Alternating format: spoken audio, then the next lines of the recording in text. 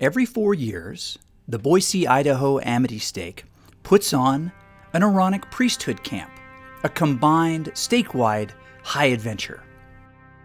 Camp Glenwood Riverview was selected because of its beautiful location. Located in the mountain country north of Boise, near Crouch and Garden Valley, it's a perfect location.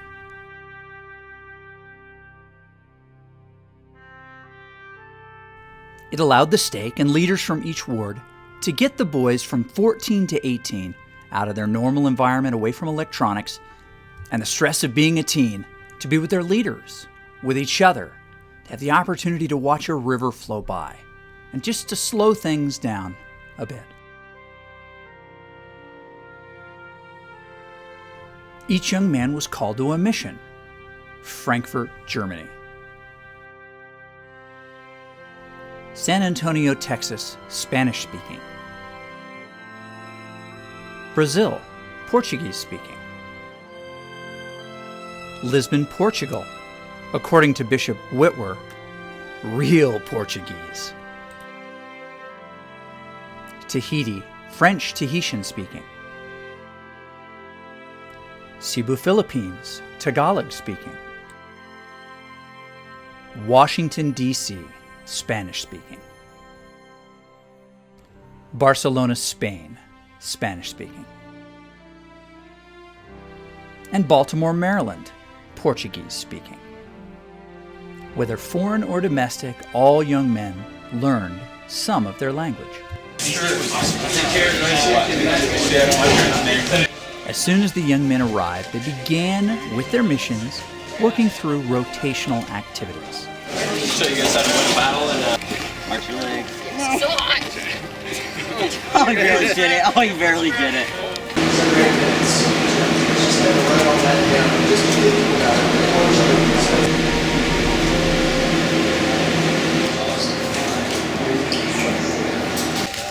Look at the signs on the way out, guys. Oh, Path closed. really need. I think we should turn our shirts into these things. Physically demanding. Way of the destruction today.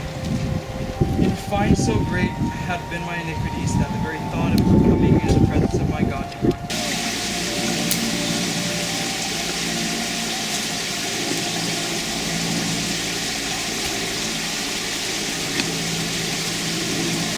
Each of these activities were designed to teach principles that would be valuable in life and on a mission.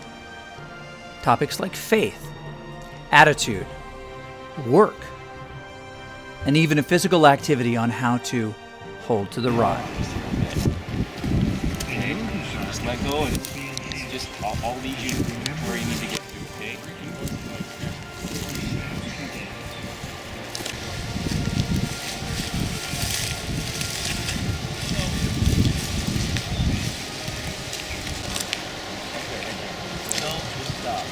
Hold to the rod. Stay strong and hold to the rod.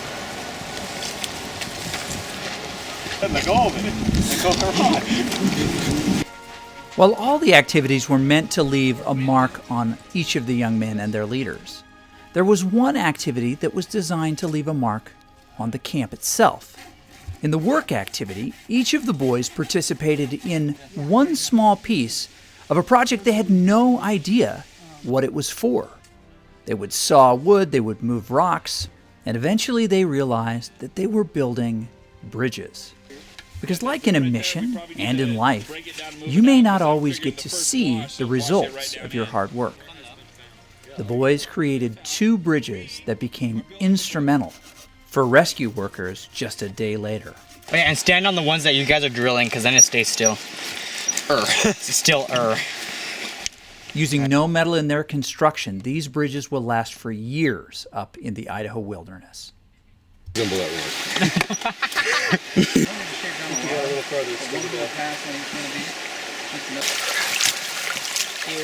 go around there and grab some sand. There's a bunch of it down there. But of course, there was time for a little bit of fun and to cool off in the river.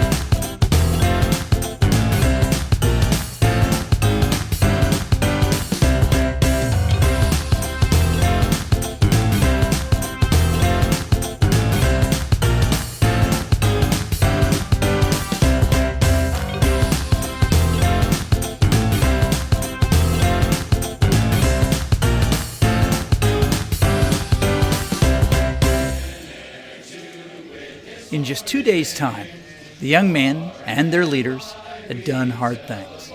They had learned part of a language, served in companionships, learned important lessons, and just had some time to be together. On the final day, testimonies were shared in words, an opportunity to talk and even bear their testimony in the language they'd learned. And while it was only 2 days in the mountains, it felt like a lifetime. Many of the young men renewed their commitment to serve the Lord and their Father in heaven. We are truly grateful for these young men and their leaders and for the time that we spent together.